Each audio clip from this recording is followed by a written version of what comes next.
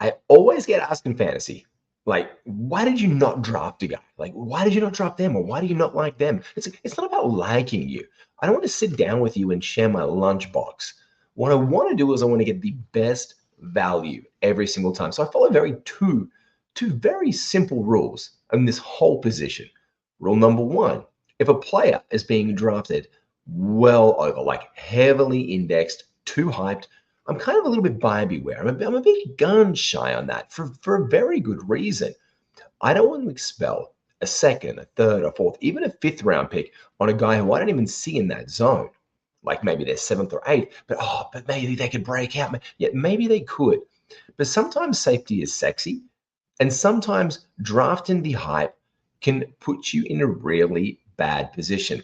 The other rule is this: I never draft a guy if I have a rule about them saying, I don't like them. They're like, shout out to DeAndre Ayton and Phoenix Suns fans. Like, if a guy's burns you, I don't want to draft that guy. I don't want to draft that guy.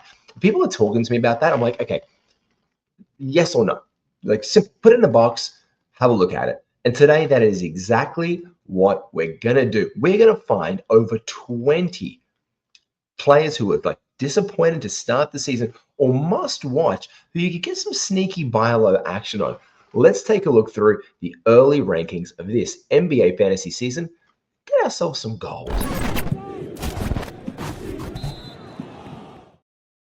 Like, shout out to Joey Ad, #basketball. This is his early ranking sheet. Now, I have sorted this very easily by team because we're going to do a deep dive by a team today. Now, we could go by the rankings. Number one player ranking to start the season look, I'll even do it. Here we go. I'll go live. We'll go back to it. There you go.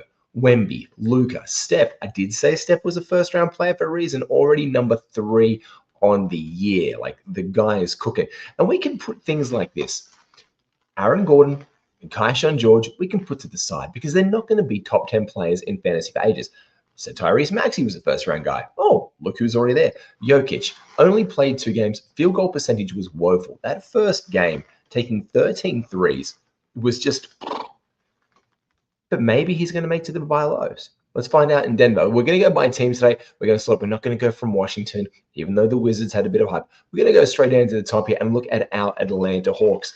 Now, number 1 with the bullet is Trae Young right here. Currently, after his games, he's ranked 91. There's very big questions about his efficiency. And the reason this looks so bright and vibrant red on your screen is because the brightest of the reds indicates really bad field goal percentage. The assists are not there. 7 is good, but we're expecting almost double digits. I know in a 20-person league, I had I think it was a 13 pick. I'm like, yeah, double doubles is a cat. Not a lot of double guys around that point in time. In fact, Cat was still around. And I was like, oh, I can take Cat. And then he goes to pick before me. And I pivoted into Trae Young, thinking the 10 assist thing could be real. Or at least I'd get maybe 1 game of that a week. He is disappointed so far. So I'm putting Trae Young on my potential buy low because, again, this is the thing with buy low. People aren't just selling their first-round pick in fantasy. They're not even selling their second or third-round picks that well, unless they're in panicky mode after about 2 or 3 weeks into the season. And then this is why knowing these guys now, I mean, like, man, he hasn't improved. I've been watching him since week 1, not doing the best. So put Trae Young on that list. But the big one for me as well is Dyson Daniels, currently 179th. That is an undraftable player in fantasy basketball. You basically just rule off the thumb that the top 150 are the guys you want to be rostering. He is 179, a couple of rounds of value outside of that right now. That is a massive buy low. That window has cracked wide on open. So these are the 2 guys in Atlanta that I have my eyes on. Over in Brooklyn, look, I don't want to touch many Brooklyn Nets guys, but this is the reason. Cam Thomas had a shocker, then he had a good one. Michael Porter Jr. has been middling at best. I'm worried about their shutdown there for the season. We know that they're actively tanking. So I'm kind of a buyer beware situation entirely on Brooklyn this year.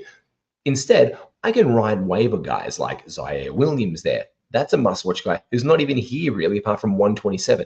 I can put him on my radar.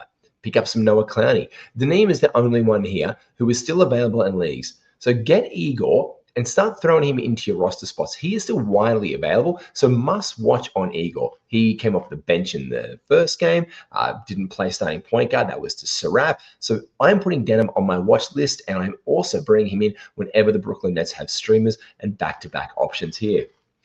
Big one for me here in Boston. Now, that whole team is... This is a buy low. Like this is a classic. The top three guys are possibly buy low situations. Derek White, 55. Jaylen Brown, 98. Peyton Pritchard is 144. All three of these guys, and I was on the high on the Pritchard train, they have not excelled. The thing for Pritchard is the field goal percentage has been genuinely woeful. Like 3-3-3 from the field. That is... You can get people a little bit worried and sketchy. Now, if you have a look across, what's sexy about this is the 1.5 steals. We like that. We like the 4 assists. We like the 5 rebounds, but we do not like 1-3 a game. And he is jacking them up. He is on 12 attempts a game. Now, if this turns around and becomes more optimal in that, look, Anthony Simons is outranking the bloke at this point in time. If this switches around, they are taking like... It's ridiculous. Like he is taking some huge threes. The hype isn't there. I do not know what's going on with Peyton Pritchard, but that is a classic for me. Buy a low opportunity is starting to emerge right there with them. Let's go into the Charlotte Hornets at the top of the screen right there. We've got LaMelo Ball pretty much returning on where he is. Forgot the free throw percentage. If that comes up over this one, this guy jacks into the top 20 so much. He has 6.5 trips to the line, only making 4.5 per game right now. Now, if that goes up plus 700, like 800-ish, this guy cracks on up. The turnovers, we know they're always going to be there, but he is capable of getting you blocks. Miles Bridges is returning it. Kalk Brenner, loved him. He is a waiver wire asset. I am watching the waiver wires very much right now for Colin Sexton and definitely for Con Knipple with the Brandon Miller injury to see what comes on there. Moussa Diabate was a nice little look, but you could definitely drop him off in the car park. But I am probably looking to target there because he's not on the list. I am definitely looking to target Brandon Miller because this is the point. You can't see Brandon Miller on this list. You can't see him, which tells me something. You might be able to bring Brandon Miller in for a discounted rate very early on in your season. Nikola Vucevic rolling along. Trae Jones, I was high on him, picking him up in the absence of Kobe White. He is doing really well here. The buy low window on Josh Giddey is real. This was a second-round pick, third-round pick for many people, currently returning the 80th pick. His field goal percentage again, his free throw percentage. Again, these are things that can improve. Buy low is when efficiency really plummets and people panic because 15 attempts a game can hurt. It can hurt your field goal percentage and people can get worried about that. The free throw, this is around standard. It's not great. It could jack up a little bit more. The threes, they're average. The rest of the stats are fine. The turnovers, if they come down, he goes up. So this is where we buy in now on him, and we're absolutely liking this buy low window for Josh Giddey. Buzelis, the same. Now, I think you probably have more of a chance of getting Mattis right now than you will later in the season. The free throw percentage is fantastic. Everything else is there. The threes, the no three-pointers thing has to happen for him. He was looking so good in the preseason, but just vacant everything else. Now, this will sure enough turn around. The Chicago Bulls as well are playing well. Patrick Williams getting minutes and playing well. They've been a waiver wire team. But this is what we want to have a look at right here with these guys. And so for me, it's absolutely Giddey and Buzelis that jump off the page for me as early season buy lows. In Cleveland, look, Jarrett Allen is kind of this right now. I think he's the only one that can do that. I'm flirting with potentially the Evan Mobley thing. Now, the free throw percentage and field goal percentage for this bloke have been woeful. You can see them right there to start the season. Not good at all. But what we love and why this is a sexy buy low option, 2.5 threes a game, 17.5 points, 8 rebounds, 4 assists, 1.5 steals, and 1.5 blocks. We love that. If the turnovers can come down and this field goal percentage goes up plus 500-ish, and if this free throw percentage gets out of the trash can at being 444, we are on from Evan Mobley, and this is probably the time to buy low on him if you are going to get away with that this season. Uh, Calling it how it is, Cooper Flag, buy low. It's the number one that stands out like a sore thumb on Dallas. AD is doing AD things. Everyone else is doing their thing in this team. But Cooper Flag has underwhelmed.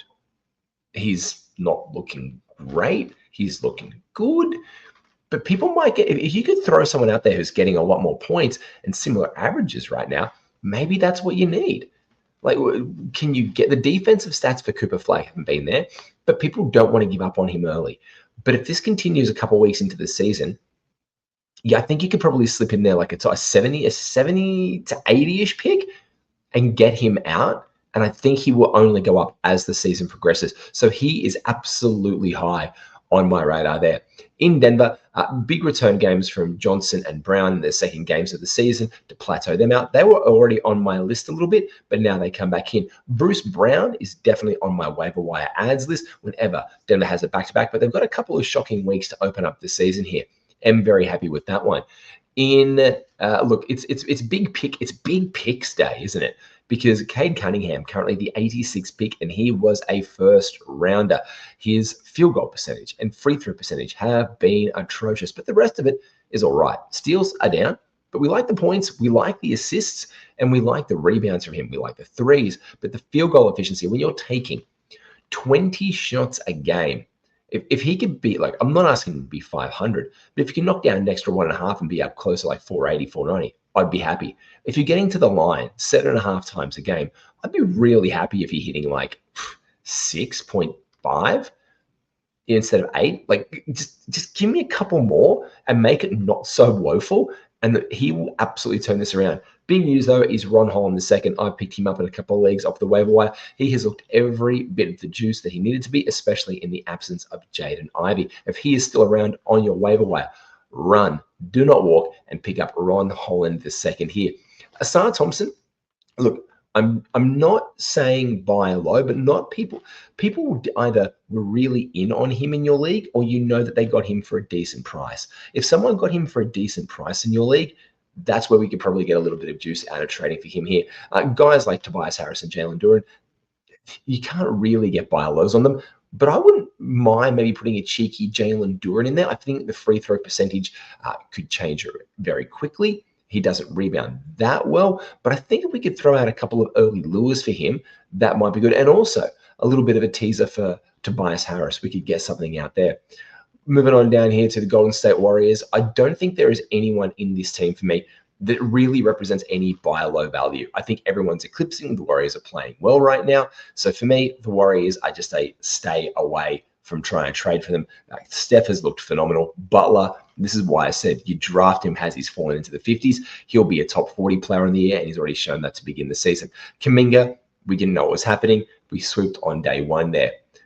Now, in Houston, the only guy that we could look at who doesn't even make this list may be Tara Eason. Tara Eason is not here. Amen Thompson is not here. In fact, I've got to go up to the settings. Check this out, not to top 100. Let me show all. I've got to go all. I'm only doing the top 200. And now if we do the top 200 and go all the way down back to Houston, we can start to see other guys like popping out like Amen Thompson, like all the way down. Here we go. And then we go rankings. We're going to ship this live. This is not two top 200. We're going to go all players. There we go. It's loading. And now go back by team and look how far this goes. And when we say like you can't get a second round guy, Amen Thompson was a second round guy in drafts. And we can't even see Amen up here. Like the guy, like he's been great, but we don't have that sample size yet for him. So maybe we can shoot out Amen Thompson and get him into our lineups potentially, but it's hard. It's just really hard to give these guys and these picks up. But for me, the guy that I'm really looking at to bring, maybe if I can, is Reed Shepherd. I think he will be better than 176. I think you might actually get to pick him up off the waiver wire. And if he hits the waiver wire, let's look to bring Reed Shepherd back into our lineups really soon. Ben Shepherd in Indiana has been a great add and pick, decent across the board, especially without Andrew Nembhard currently out. Naismith questionable for the next game as well. I like him there. Pascal Siakam, the free throw percentage is the thing which is hurting him right now. So if that team is narrowly that owns Pascal, like might be really frustrated with a guy who's tanked him that much this week.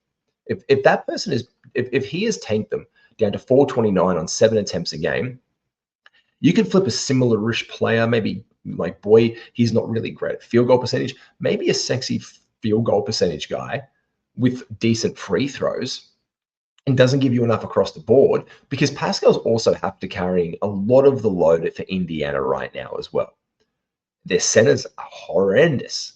So for me, I think we could probably get a little bit of Bilo action on Pascal Siakam just because it's a bit of a perfect storm in Indiana right now. Kawhi Leonard, there was a panic first game, an excellent second game. We don't even worry about it. John Collins, I think we can leave that one alone, but there's no one else in the Los Angeles Clippers that I'm really got my eye on for a Bilo option. I don't think anyone's going to burst off the page apart from Zubac.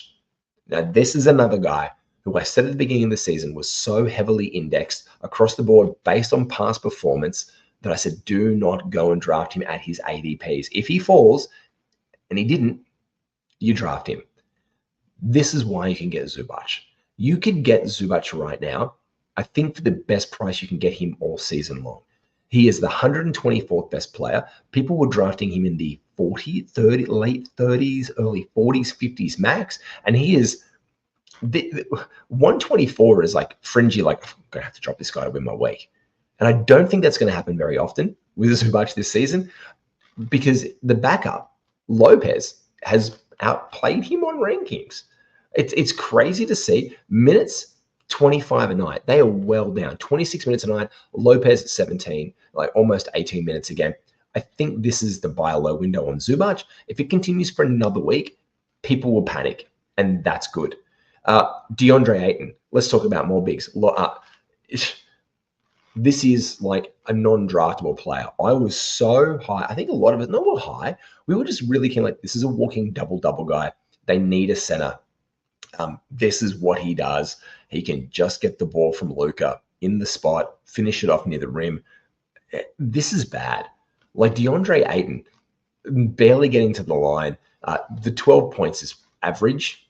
The rebound 7, good.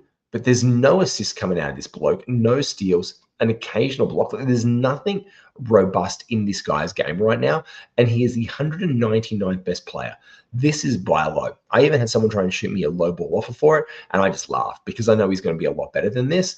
It's 3 games in for the season. Like, let's not go crazy. It's 2 games in. Like, let's not do that quite yet. In Memphis, the number 1 player in fantasy basketball apparently is Cedric Howard. And it's very true. He has been a waiver wire darling to start the season. 700 from the field, 900 from the line. This guy has been on for Wago and has just outperformed Jaren Jackson Jr. and Ja Morant. Now, this there simplifies one thing. If Cedric Howard, who I loved as a rook coming in, you can check the Instagram. I said, I like Howard. I think he's a great asset to draft. If you can see that this guy is outperforming Jaren Jackson Jr. and Ja Morant on your fantasy basketball side, yeah, you start sending out some offers for Jaren Jackson Jr.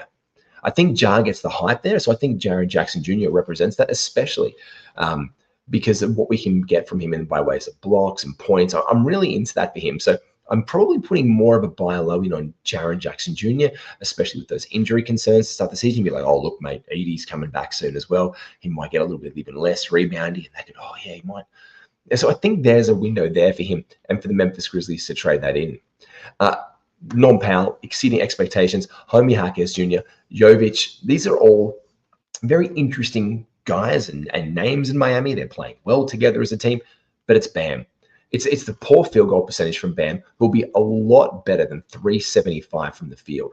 Now, the blocks aren't there. The steals aren't there for Bam. The assists average for Bam, but he's got to take a bit of that burden on in Miami. So for me, it really is a buy low window on Bam Adebayo. And I think he's one of those names, not being a big name either, that we could get a little bit of extra juice out of. In Milwaukee right now, I think there is one guy who stands out for me. Again, it's the Miles Turner indexing.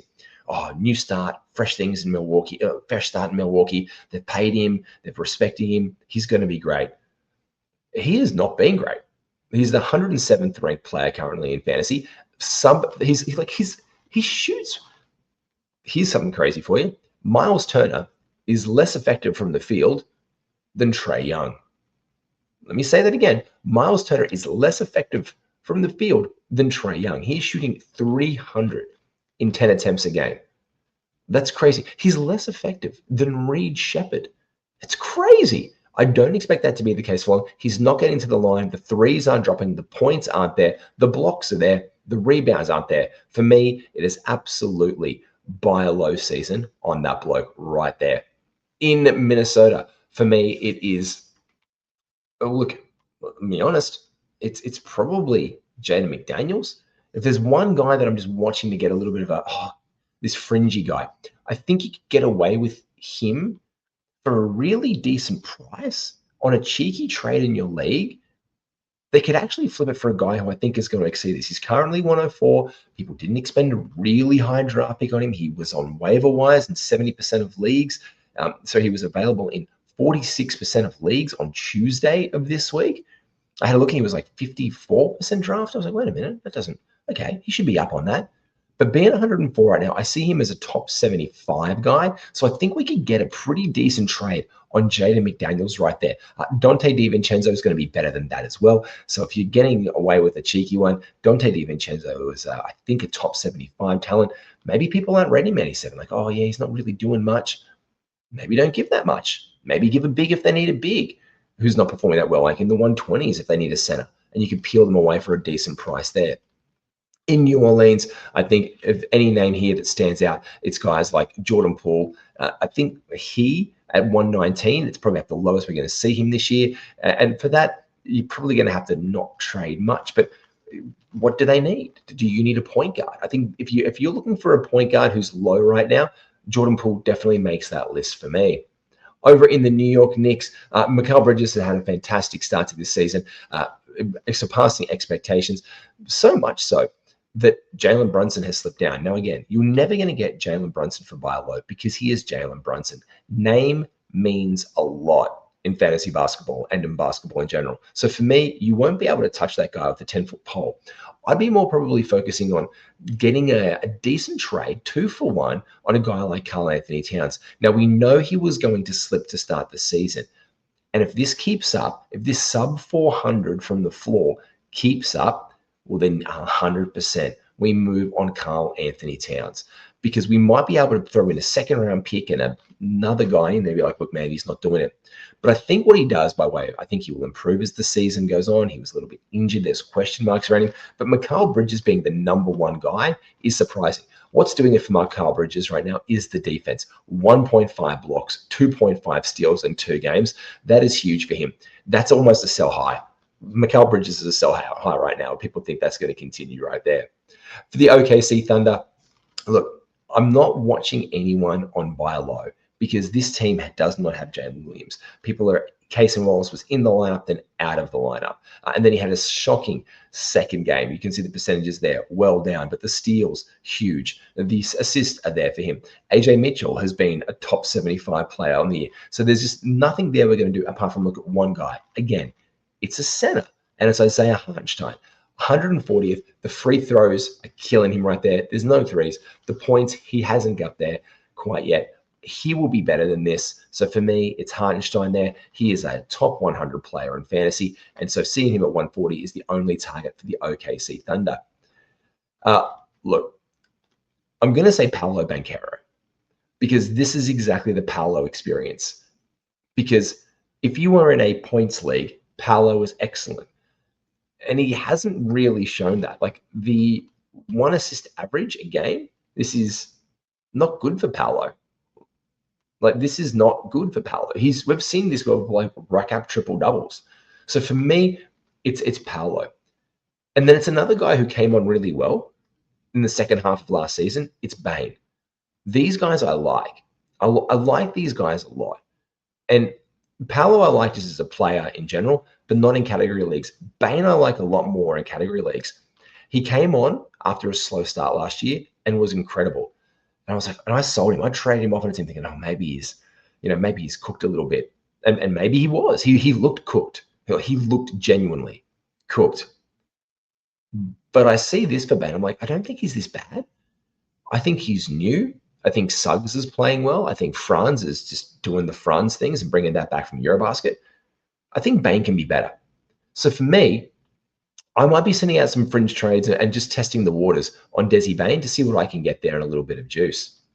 In Philadelphia, I do not think that we can really get anyone in this team for a buy low option apart from Joel Embiid. A horrible first game, a much better second game. I say we watch what happens here and we just avoid the Philly situation because we haven't seen them fully unfurled with Paul George back in the lineup there yet. In Phoenix, it's Devin Booker at 43. I think we can get a second or third round guy, or maybe a third round guy, a good third round guy, and another decent dude in a trade, another decent player in a trade. We could get Devin Booker. Now, I think it's because we have like first round, definitely second round aspirations for Devin Booker at the end of the season. But being in the 40s, if we can trade a guy just under that value right now in the 30s that we think is like higher than they should be, and just get that value, I think we'll see that eclipse at the end of the day with Devin Booker. So he is definitely on my radar there. No one else comes to mind in Phoenix. It's just an absolute stay away machine. The only way you can do it is like, oh, can I get Jalen Green from you? He hasn't played yet. Maybe you get Jalen Green because he hasn't played. Put that out there to the universe. In Portland, Jeremy Grant, I've said it in the waiver wire show last week, like just pick him up. He looked great in the preseason. He might not play the back end of the season, but right now you're just trying to get some wins. Drew Holiday, Advia, Denny is probably the one guy who I think could be better than the 74th best player in his 2 games that he's played so far. I think we could get a decent trade for him, but it's very, very unlikely. Shaedon Sharpe at 145 because of the woeful field goal percentage. He will be better than 286 from the floor. He will be better than this. He shows this, but Shaedon Sharpe right now for me, that's going to frustrate on 17 and a half attempts a game. That is going to frustrate a lot of managers. Like, that's going to frustrate the heck out of them. So I think he's going to be a lot better than 286. I think he's 400 from the field. I think he's a 400 player, maybe 430, 440. This is woeful. Like, this is not good. And when that happens, the points go up. I think the assists are going to maybe stay around the same, maybe 3.5 tops. But if 3 more shots of this guy is going a game, and he makes even 8 out of 18 attempts, and 2 of those are threes, and 1 of them is a 2, and he's aggressive and he gets to the line because he makes his free throws, that's a good thing for him. He hasn't missed yet, you know. But then all of a sudden we're dealing with a 22-point game scorer. And a 20-point plus scorer in our lineups each and every single week is very, very valuable indeed. In the San Antonio Spurs, don't even try and trade for Wemby. I have him in the league, never doing it again. I think we could sell high on Stephen Castle, especially with De'Aaron Fox to come back in. And I think the one guy who's going to be better here is Devin Vassell. So I've got my eyes on Vassell, and he is a little bit of a buy low target, especially right now. I see him better than 125, so I think you could pick him up and get maybe a similar value player right now, maybe fill a need, like, oh, they need a center, or they need a point guard, or maybe they need someone who's like power forward center eligible. And I think you could peel away Devin Vassell for a really good price right now. I don't want to touch Sacramento with a 10-foot pole. Malik Monk is on waiver wires and is their number 1 fantasy option. Like, it's crazy. Levine, DeRozan, this is what we expected. Schroeder, this is what we expected for these guys. I do not want to touch them. The only thing I want to find out is how long is Domantas Sabonis going to be out for, and is the manager willing to trade? He only played a few minutes. You know, he played, he was out. Can we get him? How long is he out for? Is that manager going to panic if it's a continued absence? And maybe then just to get him, especially if you haven't got IRs or IL spots for some reason in your league. Now, I know there's many that don't, and he's just currently sitting on a bench somewhere, and that person's lost their first 2 weeks and he's out. Well, then we definitely look to make some moves there around the fringes. In Toronto, they have looked absolutely awesome. RJ Barrett is the biggest sell high of the year, 12 currently in fantasy basketball right now. I don't think he does that. It's Emmanuel Quickly for me. The free throw percentage really dinged him the other day. I have him in a league, and that really hurt me, and I was so annoyed. The field goal percentage, it hasn't been there, but the 8 assists are awesome. Now, if that field goal percentage and free throw percentage come up, we're almost looking at an 18.5 to 20-point scorer, gets rebounds, gets steals. I like that a lot for Quickly, and he will be a lot better than that, mark my words. Over in the Utah Jazz, no one here really represents a buy low option. I think because of the players in the team, the one that we drafted was Kessler, and the other one that we drafted was Larry Markkinen. And then on the back end of it, at the end of drafts, we were getting guys like Keontae George, who was excelling so far to start the year. 50th. Senzabar, doing great. Awesome from threes, knocking them down. Clayton Jr., Filipowski. This is about where he was drafted. You're probably going to see him back on a waiver wire before you ever need to trade for the guy. So we can just leave well enough alone. But with the Washington Wizards, it's interesting. Trey Johnson is the rook there, absolutely cooking. George, cooking. Like my player of the week from the waivers. But it's Alex Sarr right here, who I'm most curious by.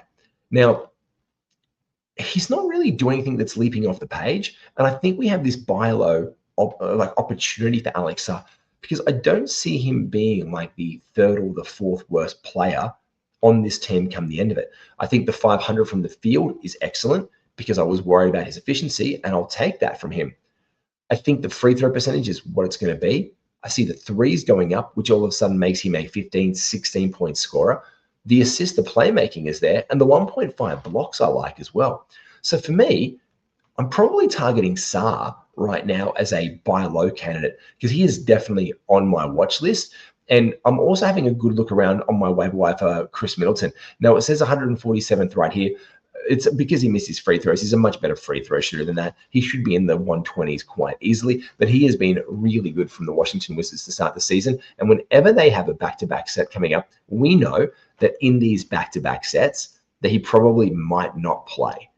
But we do want to make sure that we're picking up and keeping our eyes on, especially when they have like a Tuesday game and a Thursday game and a Saturday game. We want to keep our eyes on the Washington Wizards because Chris Middleton has been absolutely fantastic for them so far to start the year off. That is it. That is over 30 must-watch and buy low players across the league. Keep it alive. We're going to be doing this every single week. Oh, you take care. Let's go get some W's. Let's just get some fantasy basketball wins on the board. Start your season. I hope you had a great one. Get it done. Make sure you like and subscribe to All Things Believe. All the links are down below. There are so many amazing prizes. Be the MVP in your league. Get part of the Discord, this channel, wherever you get your podcasts and videos from.